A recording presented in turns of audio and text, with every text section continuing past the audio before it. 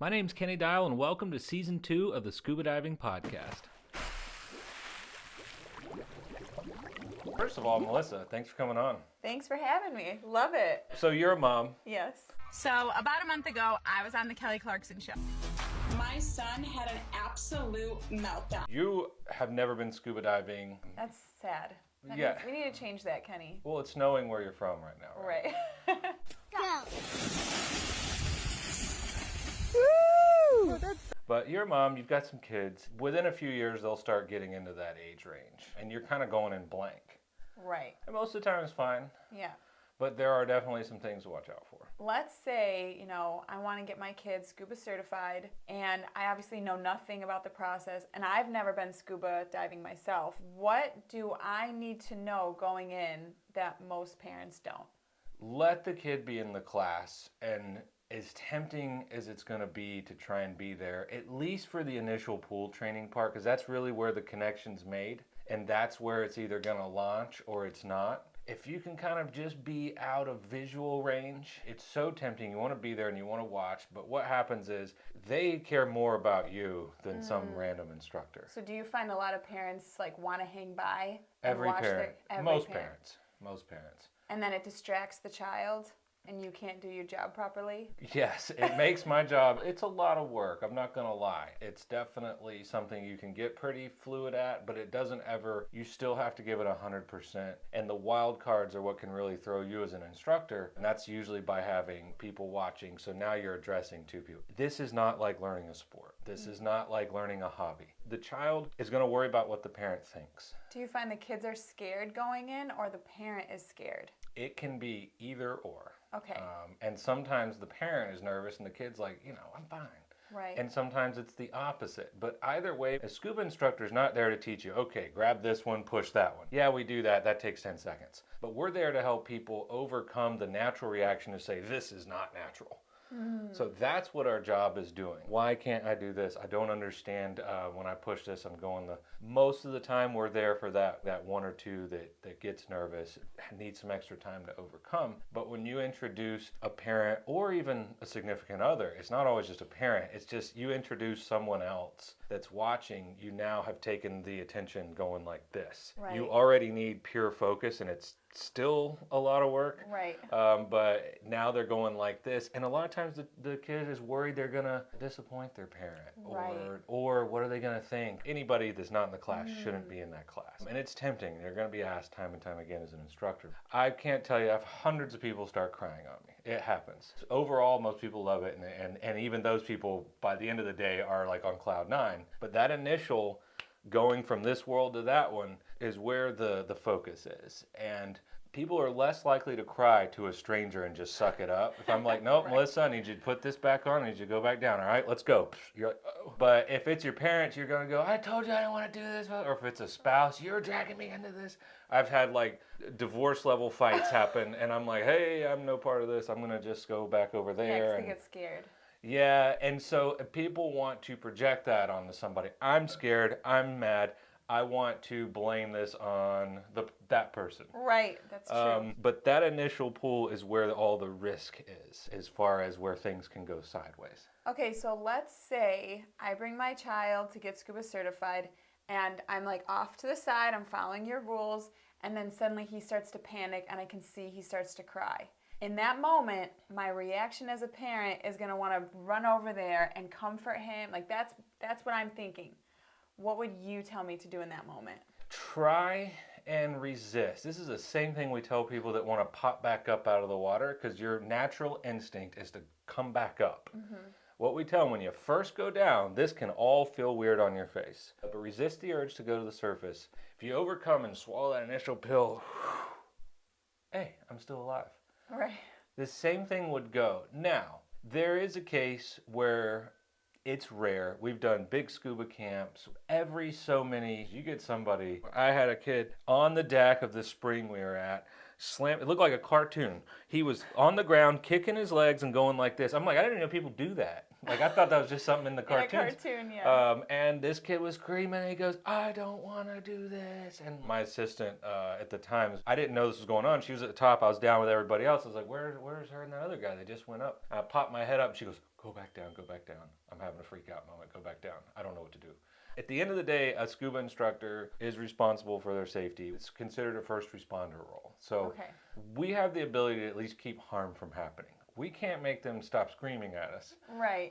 But we can at least okay, well, he's gonna have to scream it out. Now that's a situation where I wouldn't mind the parent coming in and taking them away. Right. The class requires a lot of focus and no distractions. In fact, we even go so far as to, when we do a briefing, we make sure the sun's in our eyes. We make sure we don't have interesting water behind us. Big problem at Disney when we're doing a briefing is big sea turtles pop up behind me because we have everyone sitting down there looking back. The big thing is not putting distractions there because it is a high degree of focus. It is really task loading. What I would tell parents, though, at the end of all this, the biggest mistake that is made over and over again. The open water class should not be the focus. Choose a good instructor. Do your homework. The instructor matters. Don't worry about what agency, NAUI, PADI, SSI, whatever. Don't worry about that. Don't worry about where the checkout dives are. Don't worry about what brands they use. Some people do. Worry about a good instructor with a good crew. Most of the time, the instructor in a group setting is not the one that's helping the child overcome their stuff. It's the assistant. The instructor keeps the crowd moving. It keeps the show on schedule. Right. Because most of the people are just going to go through this just fine. When a group of 8 or 10 or 12, you're going to have 1 or 2 that are going to need to go over to the side for a little bit and work on a few things. A little more time overcoming. It has nothing to do with how tough people are. It has nothing to do with any of that. A lot of people that actually struggle with it are not the kiddos. It's I'm a firefighter. I'm a this, I'm a that. And so they aren't expecting that change. And then when they go underwater and the water's in the mask and all that stuff, it's like they want to handle it. And it's not something you can just handle. Right. But the big thing, if everything is missed that we've talked about here, don't look at the open water scuba certification course as the activity. That is simply where you get your ticket to go into the theme park. Don't spend all your time standing over there at the ticket booth. Get in the park. Right. And I see this mistake made time and time again. And it's, I want to be there for be there with them for the lifestyle. Because here's the coolest part about this. Once they have that certification, you got it for life. Most parents are already certified doing this, or they can get certified. Scuba certification is the one thing that your children won't age out of. Little league, ball team, whatever it is. Once they're out of school or whatever, that's gone. They're going to be doing their own thing. They're going to, find somebody. They're going to move. They might be on the other side of the country, even out of the country. Guess what's really fun to go meet up and do, no matter how old you get? Scuba diving. Scuba diving. It's an excuse to go. Now, in the learning phase, fights can happen. I'm not learning. No one learns as fast as the other person.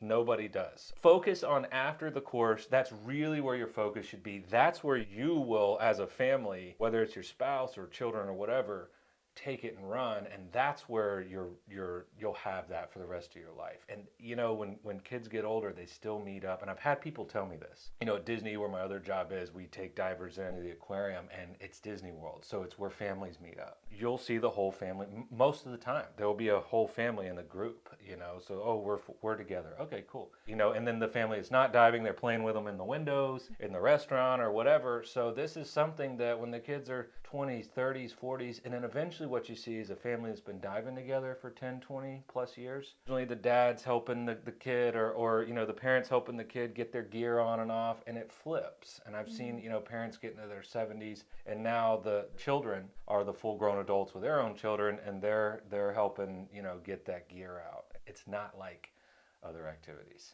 That's what's different about it. Focus on after the class. Right. Let the instructor do their thing. This doesn't mean you're not paying attention. It just means you don't want to distract their focus. Focus on the prize. That's really good. That's helpful. I think the biggest thing is just that as a parent, you just don't want to look like you're not paying attention to your child or you're not responding. So that's probably the fear from the parent's perspective. But if I go in knowing that this is your job, you do this every day, you're not going to let my child drown, and my job is just to stay behind and let you do your job, I feel like I could do that. Yeah, and you can still be within... Like see them, just not be... Yeah, you just, as long as you're where they aren't aware of you. That's all that's really about. We obviously don't want sideline coaches. That's Right. very distracting and difficult with scuba diving. So we do have a lot of parents that are certified or they're a little rusty. You can't use the instructor who's already trying to do a good class as your unintended refresher course. I've had O-rings blow because they're old, they scare the other students, and now they're like, what's going on? Is my gear going to do that? Like, they're already scared, right? So it's just better to let the course happen and meet them on the other side and have a diver for life. That is the smoothest possible way. If you are taking a class with your child, and that happens a lot, be another student. Leave the parent card over on the bench. Okay. And that's going to be hard to do. But what I've found out is it kind of almost happens naturally anyways. So I've had the tough dad and the kid, okay, son, and they're trying to help. And then we find the dad's the one struggling underwater. So in fact, this happens naturally, and they'll be the one on the side. Man, I just don't understand. The kid's swimming around doing somersaults with the other kid underwater, swimming through the hoops. That happens actually a lot, where the parent doesn't quite go as fast as the child. But let the child learn faster. Okay. Because they probably will, like we were talking about. Like, they learn language and all these other things faster as kids. We don't learn as quick anymore.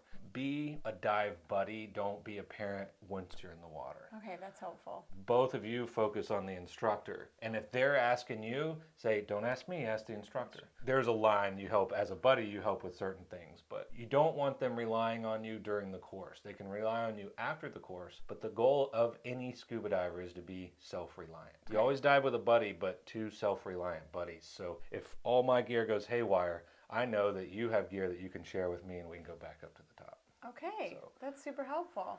I think that's all I've got in my goodie bag here. Well, I feel like I would be prepared taking my child to go scuba diving. Yeah, and there's a way to do it if they're taking the class, and there's a way to do it if you're taking it together. Right. Be the student with the child. Don't try and be the parent. Leave the parent card to the side. And then if the child's in the water with you, stand off to the side and let you do your job.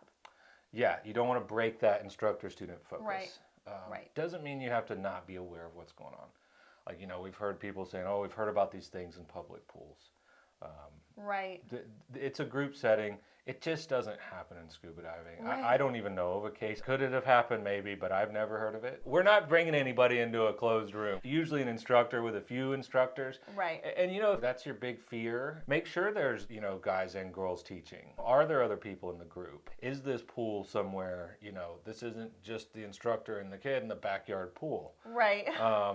This is public It's setting. in a setting with other people. Right. I've tried to tell parents, hey, you let them go to school. 5-6 classes every single day where it's just the teacher and the students in a closed door setting. That's a good point. This is an open, bright blue setting with multiple people teaching and multiple people in the class, and it's only for a few days. At the end of the day, the instructor has to earn your money. Right. Like you're paying them for this. It's not mandatory school for 12 years. Vet the instructor if you're worried about it. Right. But that is not where my concern would lie.